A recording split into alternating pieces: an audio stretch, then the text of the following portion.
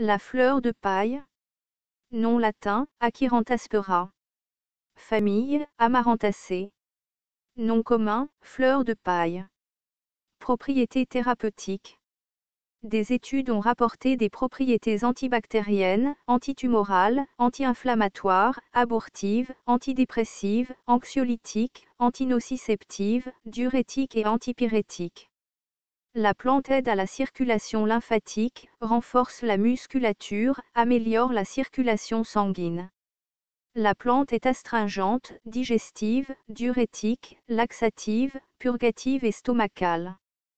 Parties utilisées. Plante entière. Distribution. C'est une herbe trouvée partout à basse et moyenne altitude, dans des endroits dégagés et déserts, à la lisière des forêts, dans les forêts, les prairies ouvertes, le long des sentiers forestiers, des marécages saisonniers et des cours d'eau asséchés. On la trouve dans les régions tropicales et subtropicales d'Europe, d'Afrique, d'Asie, d'Australie et des Amériques. Botanique. La fleur de paille est une plante herbacée annuelle grossière, rampante ou dressée, distante de 0,5 à 2 mètres de haut.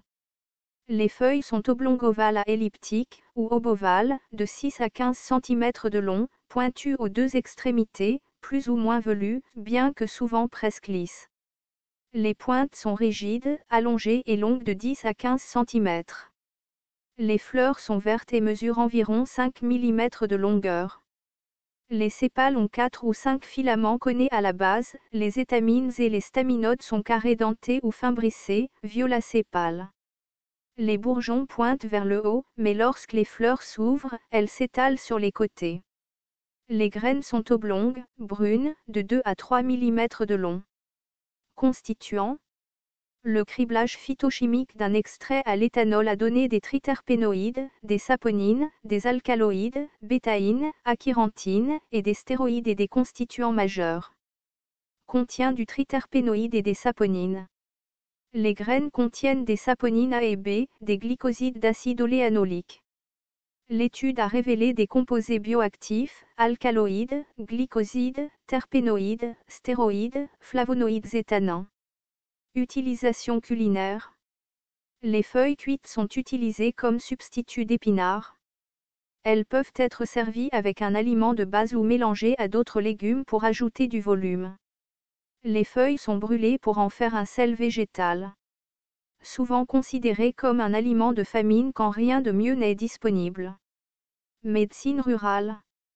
C'est une herbe médicinale importante, la plante entière est utilisée en médecine, mais les racines sont généralement considérées comme plus efficaces, elles contiennent des saponines triterpénoïdes.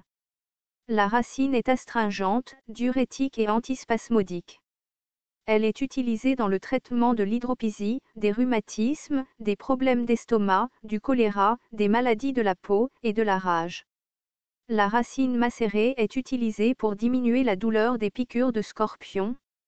Le jus de la plante est utilisé dans le traitement des furoncles, de la diarrhée, de la dysenterie, des hémorroïdes, des douleurs rhumatismales, des démangeaisons et des éruptions cutanées.